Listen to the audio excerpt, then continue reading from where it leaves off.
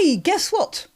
I just made a video about a question in the House of Commons posed by Lee Anderson about the grooming gangs, and he was talking to Jess Phillips and she responded and I made a video about it. And it's been limited by YouTube. So while I am waiting for my appeal on that, I've made another little video to keep you busy while you're waiting. So, have you heard of the Tahitian Reef? Not many people have, but here's a nice picture of it. And you will see in the middle of this reef that there's a picture here of 4 men in combat clothing holding a great big Chinese flag. There's only one small problem with that. The Tahitian Reef belongs to the Philippines. Does that send chills down your spine? I'm granniopteryx. I'm on Gab and BitChute, but in this land with a long tradition of free speech, they're both blocked. And so if you don't have a VPN, you won't be able to see me on those. However, don't despair. I'm also on x.com, YouTube, Rumble and Minds.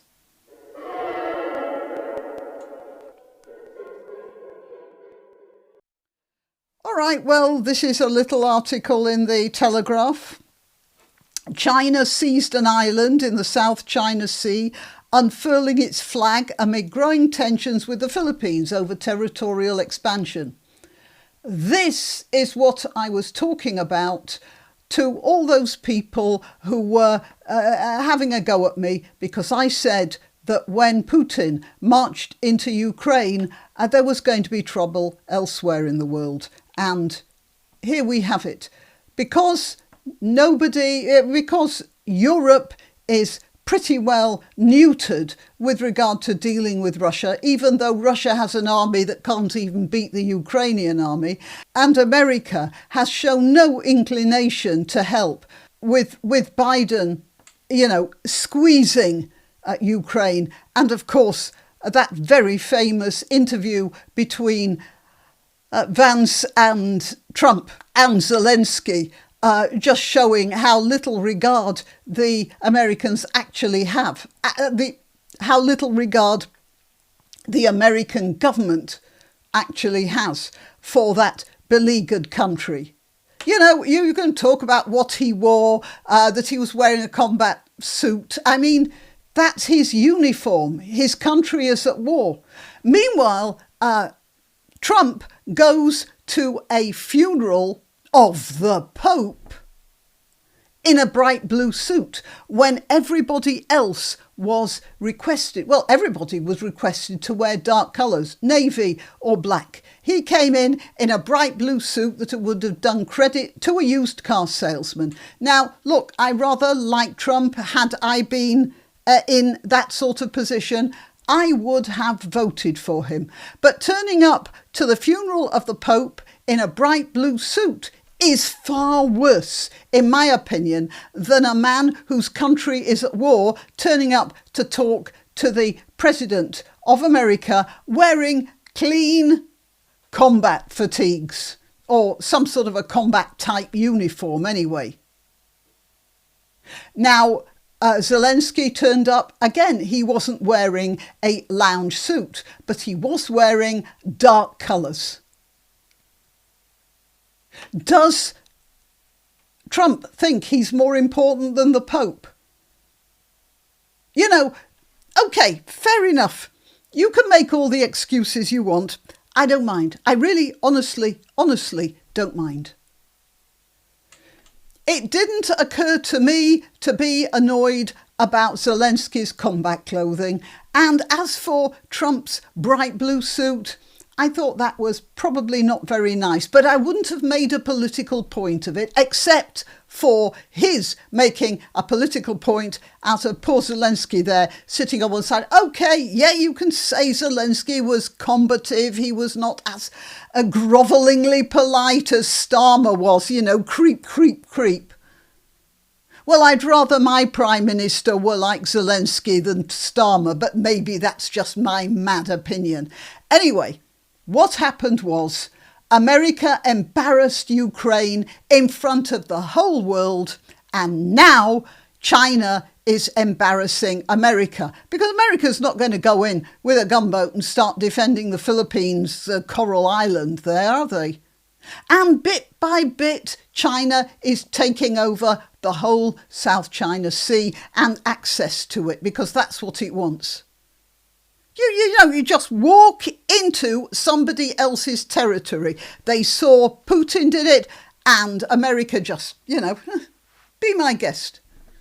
So now China's doing it. That's the problem. You may not like Ukraine. You may call it the most corrupt country in the world. Of course it is not. You want to find corruption, you just go next door to Russia. I believe that Putin is supposed to be the richest man in the world. Whatever. Ukraine had defined borders. It was a country.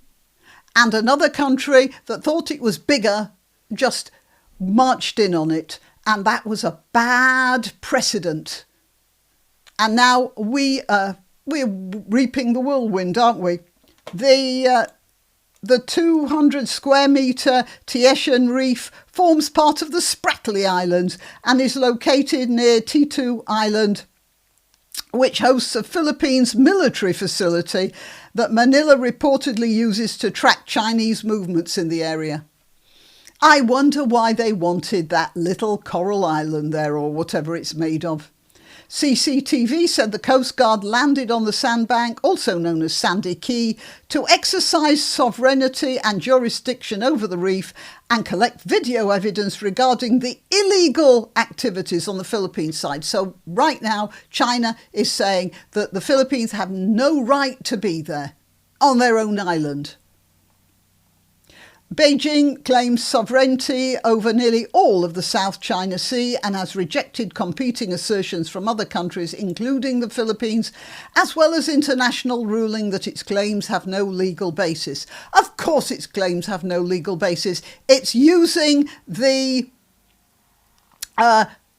tactics of the bully, and it could do that because it's seen Russia doing it and everybody just sitting back and not reacting, especially America. It's part of what rivals see as an aggressive campaign of expansion and influence. Whoa, yeah, wake up and smell the coffee. So, the Philippines went back there and they did that. But pretty soon you're going to find a Chinese battalion on there. Right, well, that's what the Philippines have to deal with. Look at this. There's a little bit. But the thing is, you see, this little insignificant piece of land is an unsinkable battleship. None of these little islands is insignificant.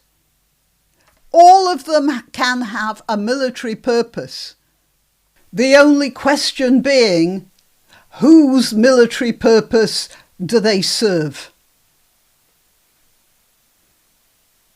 And that works the same way for Crimea and other parts of Ukraine that the Russians have taken over, because the Black Sea is a strategic asset. If you want to control the Black Sea, Ukraine is a very good place to have your fortress. And yeah, I know I'm going to get a load of flack from a lot of people who are, everybody pushing the Putin line. Well, sod you, I don't care. When a big bully country starts moving in on a smaller, apparently weaker country, shells civilian facilities, bus stations, churches, supermarkets, and then everybody says, well, they're the ones to blame, I get quite angry, as you can see. Okay, till next time. You can help my channel by subscribing and clicking the notification bell. That's quite important. And by sharing if you're so inclined. Links to my other channels and to donation methods are in the description. But the best way you can help is simply by clicking like and notify. Thank you.